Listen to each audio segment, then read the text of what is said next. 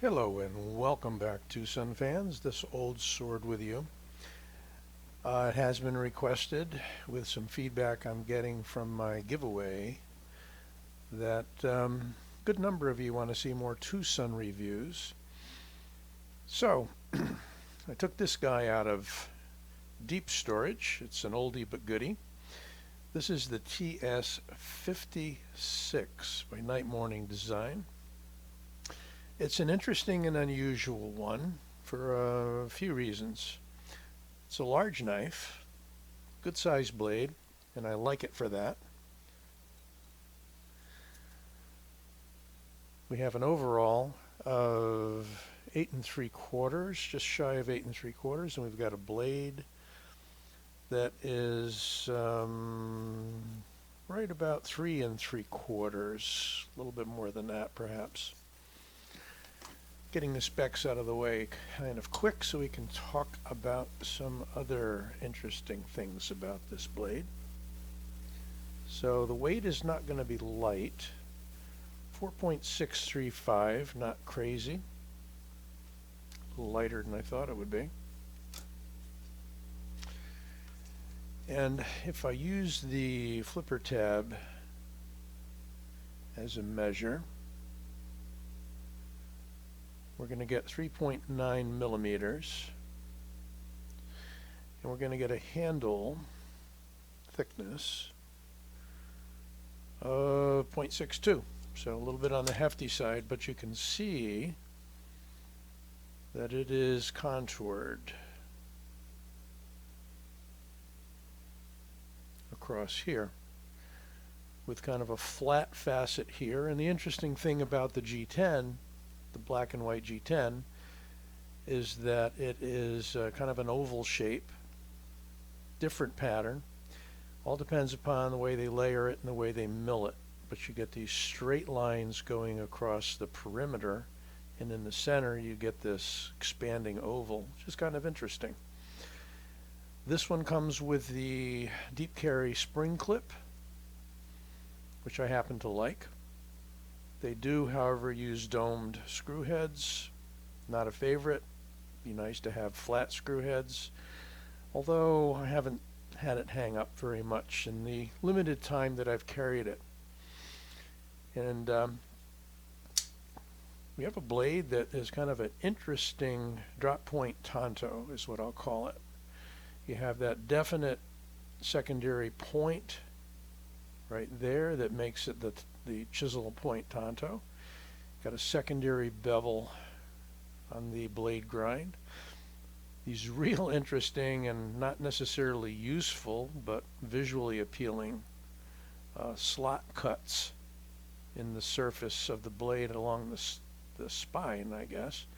Flat grind for better than 3/4 of the blade. Very fine sharp edge on both grinds. The main flat grind, that's completely flat, no curve to it, no belly whatsoever. It can be an interesting EDC working knife. Of course, it does have some leanings towards Marshall blade use as well. It's kind of the rakishness of it. The handle is very neutral, and we've got these cutouts, these milled out areas in the center on both sides, making that symmetrical. And you can switch the clip, as you can see, to the left side of the blade. Here's where it gets real, shall we say, interesting. And Jared from Neves Knives pointed this out and actually made a significant mod to his. You will notice that where they've lowered the surface of the handle in the center, it gets very close, shall we say dangerously close, to the edge of that blade in the closed position. And the Spyderco Tropin had such a problem, but it was a way different problem. It was up near the compression lock, where that blade actually surfaced a little more than this. Now, I don't know that I would run into a problem with it unless I pressed my thumb in there and ran it across. If I don't push heavily, I don't really contact that blade. It's going to depend upon kind of the fleshiness of your fingers and how hard you're pushing. I suggest we do the hot dog test for any of these knives where the blade seems to be coming through the handle slot in the back. Personally, because I don't carry this a lot, it's not a problem. I can't feel the edge if I go across this way, but I do see how it can be a problem under some circumstances. Carrying it in the right pocket this way, if I were to run my hand into my pocket to pull out the knife, I'm going to be more or less this way. This is forward, however, so with the knife being near the back of the pocket and this being forward, there is a possibility that if you ran your hand into the pocket in a particular way, that you could contact that. So, not really sure. What Jared did that I thought was interesting, and this was a recent review of his, so I have to thank him for that, was he lowered the whole edge and resharpened it, which was a major effort. He basically diminished the width of the blade, which is one way to do it. I'm not so sure for about a $50 knife if that's something I would do, but he did it, and he's very ambitious. On the backspacer, you see some real interesting work here where it's sort of spanned. You can see the light coming through. And some jimping up here. If we open it, fully open back with a spacer only near the butt end of the knife, and that's kind of jimped too, piece of G10 in there. And there is a sizable lanyard slot. I believe there's weight relieving, significant skeletonizing inside there on both sides.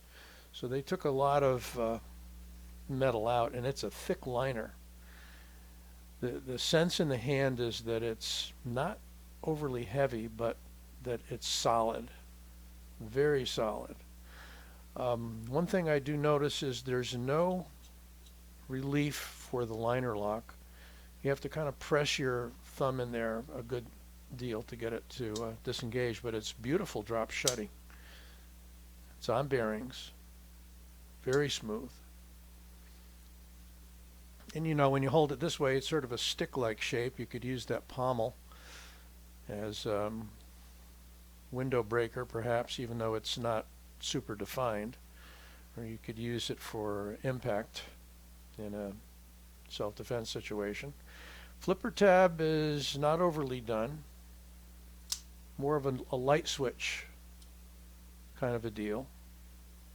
And I believe you can fail it. Yeah. Detent though is not bad. I mean, under just a normal flip, if you don't pause and try to fail it, you're probably not going to fail it. Very smooth, just kind of swings right out. There's a lot of mass to that blade. A lot of nice thickness at the point. So not something that's going to be delicate. You can work with this guy. And you know, once it's open, you don't have any of those issues about the blade.